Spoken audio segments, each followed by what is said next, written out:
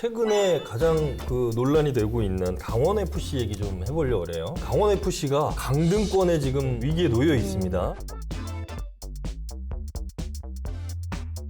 성적이 안 나오는 데다가 이 성폭행한 혐의로 질타를 거의 난타를 당한 상황이죠. 수사를 하고 재판 도중에 알고 보니까 몇 개월 전에 게 또 걸리고 또 걸리고 또 걸려서 계속 병합이 되는 그런 사례가 좀 굉장히 많이 있습니다. 친숙한 공간인데 여기에서 이런 사건이 난 것 때문에 소문들이 많이 돌더라고요.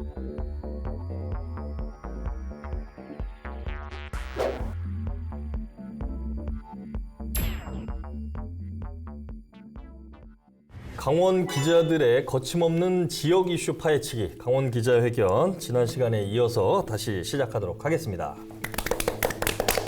자, 이번 시간에도 이다혜 기자, 박영서 기자, 우리 강대규 변호사 이렇게 함께하도록 하겠습니다.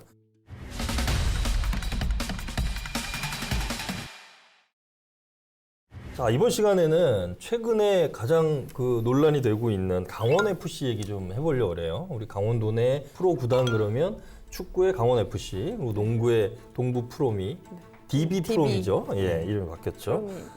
이렇게 돼 있는데 지금 강원FC가 강등권에 지금 위기에 놓여 있습니다. 지난번에는 이영표 강원FC 대표가 도의회에 가서 여러 가지 질타를 받았다고 하는데 어떤 얘기인지 좀 들어볼까요? 방금 국장님 말씀해 주신 것처럼 지금 성적이 강등권이에요. 지금 K리그 1이 12개 팀이 있는데 11위거든요. 그러니까 12위는 자동 탈락이고 11위는 K리그 2 2위 팀하고 이제 플레이오프 승강전을 벌여가지고 이제 이겨야 올라갈 수 있는데 네. 지금 이제 경기가 2경기밖에 남지 않은 상황이라서 모조리 이겨야 이제 좀 생존할 수 있는 상황. 원래 강원FC가 이렇게 항상 매년 상위권에 있는 팀은 아니었어도 네. 중위권은 좀 유지를 했는데 네. 성적이 안 나오는 데다가 최근에 강원FC 소속 선수 2명이 성폭행한 혐의로 지금 경찰 수사를 받고 있어요. 제가 이렇게 좀 알아본 결과 한 명은 1군 선수라고 하고 한 명은 2군 선수라고 하는데 그거야 어찌됐건 간에 2명이 지금 그렇게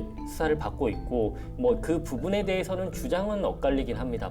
선수들은 합의하고 한 성관계다라는 거고 이제 피해를 주장하시는 분께서는 당했다라고 지금 주장을 하시고 계신 상황인데 아무튼 이런 불미스러운 일이 생겼다는 것 자체가 이제 지금 엎친 데 덮친 격으로 이렇게 생기다 보니까 아무래도 도의회에서 지금 이용표 대표가 이제 행정사무감사에 이제 출석을 했다가 질타를 거의 난타를 당한 상황이죠. 아무래도 좀 너무 안이하게 구단을 운영해서 이렇게 성적도 부진한 거 아니냐 이런 일들이 생긴 게 아니냐라는 좀 따끔한 질타를 좀 많이 받았습니다. 성적도 안 좋은데다가 또 이제 선수들 관리까지 좀 안 되고 있다는 그런 판단이 되면서 감독 교체가 되기도 했는데 네. 이 녹화일 기준으로 어제죠. 네. 최용수 감독이 19초려라고 하더라고요. 네, 맞습니다. 이영표 대표의 설득 끝에 이제 강원FC 맡기로 했다고 하는데 경기가 2경기밖에 안 남았다면서요. 네. 그래도 이 두 경기가 지금 공교롭게 남은 게 FC 서울 네. 그리고 성남인데 FC 서울이 지금 9등이에요. 그리고 성남이 10등이에요. 강원이 11등이잖아요. 그러니까 강원이 FC 서울이나 성남을 이기게 되면 순위가 바뀌거든요. 강원FC가 전에도 강등을 놓고 경쟁을 한 적이 있어요. 그래서 막 그때 경기가 무효 논란도 막 나오고 그랬어요. 부정 선수를 썰리 많이 해서 법정까지 갔던 기억이 얼핏 나는 것 같은데 아무튼 올해는 이런 지경에 온 거예요. 강등을 면하기 위해서. 진짜 끝장전이네요. 최용수 감독이 FC 서울 그렇죠. 감독이었잖아요. 그래서 예. 아무래도 더 경기력을 잘 알고 있기 때문에 좀 희망이 있지 않을까 그런 기대도 있는 것 같아요. 예, 최용수 감독은 전에 이제 FC 서울 감독을 했다가 중국 리그에서 또 감독을 했어요. 그러고 나서는 이제 중국 리그에서 이제 퇴진한 뒤에 그때도 성적 때문에 아마 성적 부진으로 해서 사퇴를 하신 것 같은데 그 뒤에는 조금 야인으로 계셨다가 이번에 여하튼 이제 최용수 감독이 강원FC 차기 감독으로 내정됐다 이런 보도들이 지금 나오고 있는데 일단은 살아남는 게 목표니까 이 두 경기를 어떻게 치는 이게 K리그 1하고 2하고 차이가 뭐냐면 나중에 수익 배분을 할 때 K리그 1은 광고 수입을 구단별로 일정 액씩 나눕니다. 네. 등수에 따라서.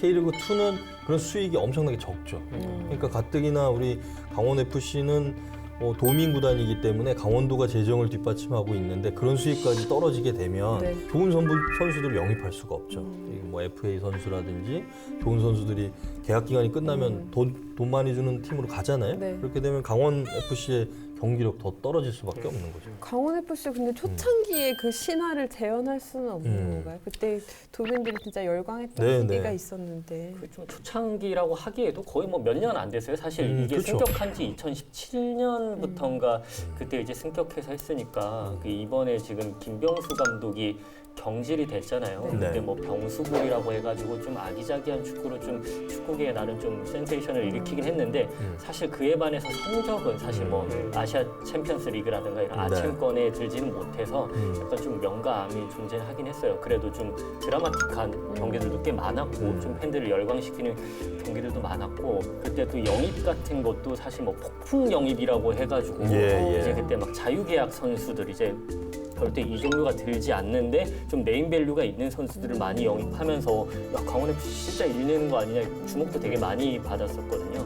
근데 지금 이번에 지금 김병수 감독도 경질이 되고 지금 여러 지금 위기에 있는 상황이 사실 됐네요. 예. 도민들도 좀 더 관심을 가져야 되는 게 저부터도 관심을 갖고 싶은 게 저는 강원FC 선수들 얼굴을 잘 모르거든요. 아. 잘 모르는데 제가 충격받았던 게 이 선수들이 말씀하신 그 성폭행 사건 강릉에서 경기가 있고 나서 강릉 시내에서 시즌 중에 이제 술을 마시다가 뭐 일어난 사건인데 아니 어떻게 운동 선수가 그 경기 마치고 시즌 중에 술을 마실 수가 있지라는 아직 시즌이 끝나지 않았는데 이런 생각이 들더라고요. 그러면서 알아보는 사람이 아무도 없으니까 뭐 이렇게 그 번화가에서 술을 마신 거 아닌가.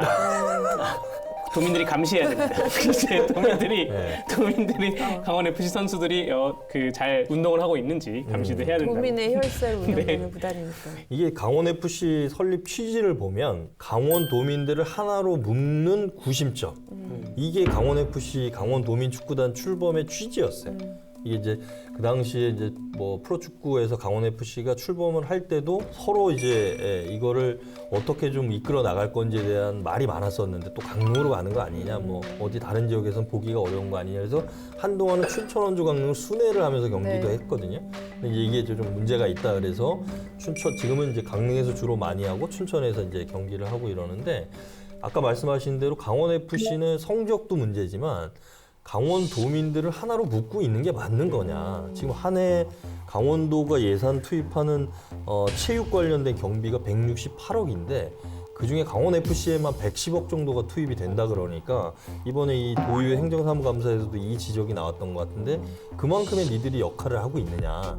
성적도 성적이지만 강원도민들이 강원FC를 진짜 우리 팀처럼 생각하고 강원도민들이 그 경기를 통해서 뭔가 애양심을 높이고 우리만의 자긍심을 갖는 거냐라는 물음에 대해서 이제 이영표 대표나 강원FC 선수들이 응답을 해야 되는 거죠. 그 이영표 대표가 오면서 사실 엄청 도민들이 기대했던 것도 사실이잖아요. 그렇죠. 또 뭔가 대표로서 활동도 많이 하시면서 인지도도 많이 끌어올리려고 하는데 그게 개인의 인지도가 높아지는 건지 강원FC의 인지도가 높아지는 건지 잘 모르겠어요. 근데 도의회에서 이렇게 질타를 받고 또 제가 이영표 대표가 되게 좀 본인도 힘들겠다 이렇게 생각이 든 게 그 네. 감독 경질 그 보도가 난 날이었어요. 저는 이제 횡성 전기차가 그 지역 상생회 일자리 선정된 지 1주년 돼서 그 기념식에 갔었는데 거기 이용표 대표 참석을 했더라고요. 그 이제 구단에 좀 안 좋은 일이 있는 상황이었는데 그날 참석해서 그 횡성 전기차 그 업체 생산 업체와 대표와 상생 협약을 맺었어요. 웃으면서 이렇게 사진도 찍고 했는데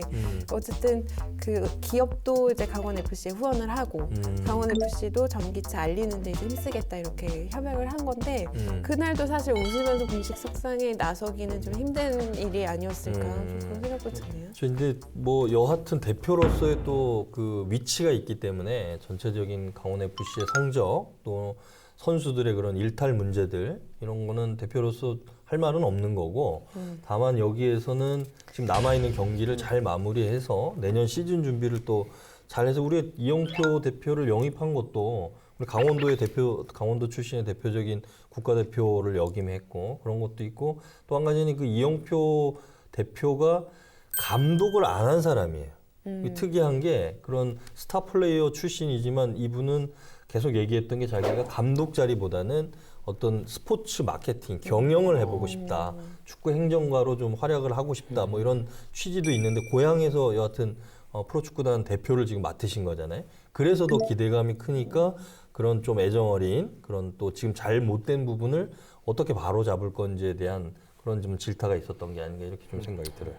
저도 이게 사실 뭐 강원 FC를 뭐 열렬히 응원하거나 이렇게 경기를 챙겨보거나 뭐 그런 수준은 아니지만서도 이영표 대표가 이렇게 선임되고 했을 때 네. 우리가 사실 그렇잖아요. 스포츠 스타가 감독으로 변신했을 때 성공하는 사례도 있지만 그렇지 못한 사례도 그렇죠, 있고 그렇죠. 마찬가지로 구단주가 됐을 때도 잘하는 경우도 있고 이게 못하는 경우도 있을 수도 있어요. 근데 다만 이제 내심 기대했던 거는 그래도 우리 월드컵 4강 신의 주역이기도 하고 뭔가 경험이 워낙 많다 보니까 팀을 좀 원팀으로 만드는 거. 우리 뭐 도민까지는 아니더라도 팀 자체를 원팀으로 똘똘 뭉쳐서 그래도 좀 재밌는 경기를 좀 선사하지 않을까 했는데 그때도 이제 이 대표가 처음에 1년 전에 취임할 때 얘기했던 게 축구를 잘하는 게 최고의 마케팅이다라고 했는데 지금은 이제 다른 걸로 마케팅을 좀 많이 하고 있어서 좀 씁쓸하긴 하거든요. 네. 네. 자, 애정어린 관심으로 네. 좀 더 강원 FC는 저희가 지켜보도록 하시고요. 예, 다음 주제로 좀 넘어가서 이번에는 도내 사건 사고 좀 짚어볼까요? 뭐 아까 앞서서도 얘기했지만 요소수 네네. 전국적으로 난리잖아요. 네.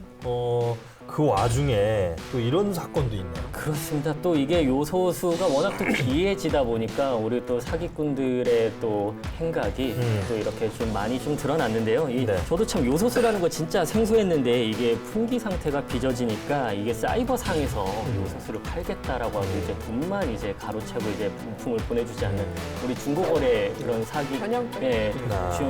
중고 땡땡에서 그런 거 많이 일어나잖아요. 네, 그렇게 네. 이번 사건도 이제 온라인 거래 그 사이트에서 일어난 사건인데 우리 경찰청에 이게 따르면은 지금 사이버 사기 요소수 관련한 사이버 사기 사례가 한 100건 넘게 적발됐는데 춘천에서 이제 전국에서 첫 구속 사례가 나온 거죠. 사실 뭐 이 피의자가 네. 요소수만 사기를 친 건 아니고 예. 그러니까 원래 좀 뭐 중고 숙박권이라든지 이런 걸로 중고 사기를 굉장히 한 많이 20건 정도 했는데 이제 전문가시네요. 경찰이 이제 그렇죠. 경찰이 이제 수사를 추가 혐의를 수사하는 과정에서 뭐야 이것도 있네, 요소수도 있네 하고 이제 그게 드러나게 된 거죠. 그러면서 또 뭐, 요소수만 사기친 건 아니고 요소수만 사기친 건 아니고 그러다 보니 결국에는 이제 구속 영장까지 발부가 돼서 지금 현재 전국에서 첫 사례가 된 거고요. 뭐 총 이렇게 좀 보니까 한 22건에 한 870만 원 정도. 보니까 정가도 좀 있으신 분이 아닌가 의심이 되고요. 그렇습니다. 요런 사건류를 제가 국선 사건으로 많이 하는데 네. 요런 사건류가 힘든 것이 차라리 피해자가 한 명이고 뭐 피해 금액이 한 800만 원 이러면 합의 보고 나올 수가 있어요. 근데 피해자가 이렇게 한 20-30명이 된다. 그러면 합의를 일일이 다 봐야 되기 때문에 뭐 누구는 5만 원짜리, 누구는 3만 원짜리 일일이 다 봐야 되기 때문에 결국 합의에 아예 합의가 반도 못 보는 경우가 굉장히 많습니다. 재판이 끝날 때까지. 그래서 그냥 구속이 이어지는 경우가 굉장히 많고요. 수사를 하고 재판 도중에 알고 보니까 몇 개월 전에 한 게 또 걸리고 또 걸리고 또 걸려서 계속 병합이 되는 그런 사례가 좀 굉장히 많이 있습니다. 그러니까 중고나라 이 사기를 그 요소수가 지금 포함됐긴 하지만 그냥 아무런 그 법률적인 그런 죄책감 없이 그냥 하는 거예요 보니까. 예.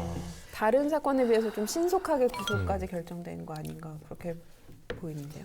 네, 그 아마 그 건수가 많으니까 그 구속은 이제 증거 인멸과 그 도주 우려를 보는데 아마 도주 우려 부분에 굉장히 크게 봐서 풀어줬을 때는 도주를 하겠구나 혹은 뭐 주거지가 일정하지 않고 직업이 없다라고 봐서 구속을 바로 한 것 같습니다. 예. 이거 제 고향 얘기인데 얼마 전에 이 남성이 호숫가를 산책하던 그 연인 커플에게 흉기를 휘둘러서 재판에 넘겨졌는데 사건은 어떻게 진행되고 있나요?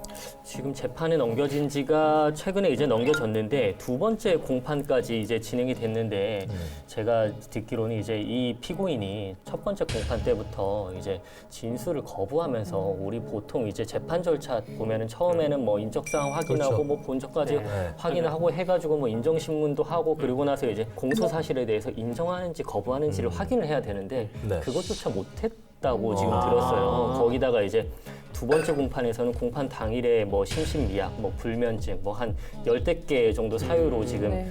불출석을 했는데 전해지기로는 지금 뭐 변호인 아마 국선 변호인으로 알고 있는데 변호인 접견도 거부하고 아하. 가족들 접견도 거부하고 아. 그리고 변호사님 아까 말씀하신 것처럼 이게 또 수사하다 보니까 하나가 더 있었던 거야 또 저기 이분이 이 피고인이 미국에 좀 일을 하다가 입국한 걸로 알고 있는데 자가경 그 생활치료시설인가요? 그런 데서 이제 격리를 하는 과정에서 또 경찰관을 또 폭행을 해서 공무집행 방해죄까지 지금 네. 병합이 돼서 지금 이렇게 재판을 받는 상황인데 뭐 피고인이야 뭐 저기 재판 결과가 나올 때까지는 무죄인 거겠지만 뭐 이번 사건 같은 경우에는 명백하기도 하고 범죄 혐의가 이렇게 좀 불출석하거나 재판에 비협조적인 태도를 보이면은 좀 본인에게도 나중에 불리할 것 같은데 예, 좀 잘 이렇게 가족들조차도 잘 설득이 안 되는 상황인가 봅니다. 어때요? 그렇게 재판 과정에서 피고가 재판에 불출석한다? 뭐 이 변호인들은 이제 굉장히 난감한 거죠 이럴 때. 연락이 되다가 당일날 갑자기 못 온다. 공소사실 인부도 하지 않고 뭐 증거 인부도 하지 않고 뭐 본인의 뭐 불면증이나 이런 것 때문에 못 온다고 하면 판사님이 구인영장을 발부할 수도 있어요. 강제로 데리고 강제로 오는 거예요? 예, 구인 구속이 아니라 이제 구인해가지고 데려다 놔라. 구인영장을 발부하면 수사기관이 가가지고 네.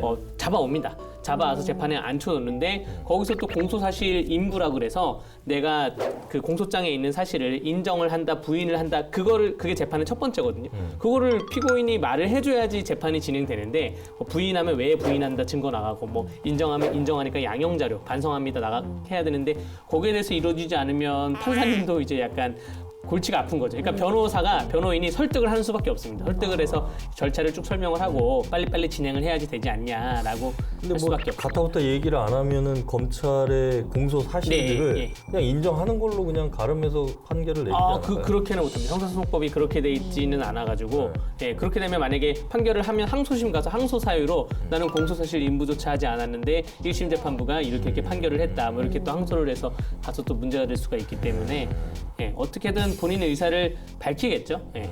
근데 이분은 저기 그때 이후에 뭐 정신 감정을 받거나 뭐 아니면 뭐 아까 심신미약 얘기를 네네. 하셔가지고 지금 현재까지는 별도로 뭐 정신적인 질환이 있는 걸로 확인되거나 네. 받은 적은 없는 것 같은데 상황이 이렇다 보니까 재판부에서도 그러면 한번 정신 감정을 한번 받아보고 말씀하신 것처럼 강제로 이제 데려오는 방법도 좀 강구해 보겠다라는 정도로 지금 정리가 된 것 같습니다. 아유 안타까운 이 사건이었네요. 속초 이 사건이 발생했던 속초 영랑호가 사실 굉장히 많은 시민들도 찾고 관광객들도 많이 찾는 곳이에요. 되게 친숙한 공간인데 여기에서 이런 사건이 난 것 때문에 지역에서는 그 소문들이 많이 돌더라고요. 이 사람이 최근에 생긴 속초 교도소에서 출소한 사람이다. 뭐 아니면 뭐 영랑호에 그건 사실은 아니죠. 네, 그런 이제 소문이. 소문들이 그러니까 불안감이 이제 커지는 거죠. 교도소와 관련된 이제. 그리고 우리가 지난번에 강원일보 최기영 기자가 기획 취재했던 건데 이 납북 귀환어부 관련된 판결 이게 나왔다고요? 모르겠는데. 내용을 제가 간단히 설명을 해드리자면 네. 납북 귀환 어부들이 국가를 상대로 이제야 과거사 진실규명위원회 뭐 통해서 네. 이제야 그 손해배상 청구를 해서 그 손해배상이 인정됐다는 그런 내용입니다. 제가 얼마가 인정된지는 정확히 모르겠는데 아마 이 이후에도 계속 그 몇 명분이 또 있을 거예요. 그 손해배상 청구하실 분들이. 근데 이분들이 이제 강원도의 퍼센티지를 보면 과거사 진실조사규명위원회가 조사한 걸 보면 강원도가 거의 대다수다라는 것이 이제 문제가 되는 것이죠. 예.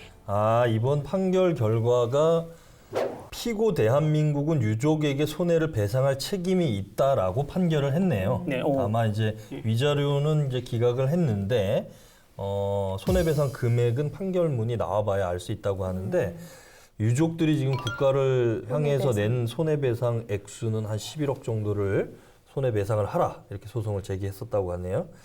여하튼 뭐 이게 강원일보에서도 나름 기획 보도를 했는데 이런 분들이 지금 알려지지 않은 분들도 있다 그러고 지금 또 그 사망하신 분들이 많다 보니까 유족들이 또 이걸 증명하는 것들도 쉽지 않은 과정이고요. 여하튼 이게 과거의 권위주의 정부 시절에 있었던 이런 것들은 좀 잘 좀 처리가 됐었으면 좋을 것 같습니다. 뒤늦게라도. 네. 속 시원하게 할 말은 하자. 강원도 열혈 기자들이요. 눈치 보지 말고 강원 기자회견으로 모이세요.